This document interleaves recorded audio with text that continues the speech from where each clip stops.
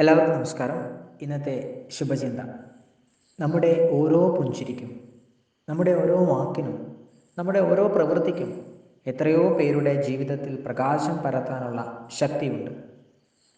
നമ്മൾ മറ്റുള്ളവരിൽ നിന്ന് സ്നേഹവും ബഹുമാനവും പ്രതീക്ഷിക്കുന്നു. എന്നാൽ നമ്മിൽ നിന്ന് മറ്റുള്ളവരും അത് പ്രതീക്ഷിക്കുന്നുണ്ടെന്ന കാര്യം നാം ചിന്തിക്കാറില്ല. ഈ ലോകം ഒരു കണ്ണാടി പോലെയാണ്. കണ്ണാടിയിൽ നോക്കി പുഞ്ചിരിച്ചാൽ പ്രതിബിംബവും നമ്മെ നോക്കി പുഞ്ചിരിക്കും. കണ്ണാടിയിൽ നോക്കി നമ്മൾ ഗോഷ്ടി കാണിച്ചാൽ തിരിച്ചും ഗോഷ്ടി കാണിക്കും. നമ്മൾ ലോകത്തിന് നൽകുന്നത് മാത്രം നമുക്ക് തിരികെ ലഭിക്കുന്നു.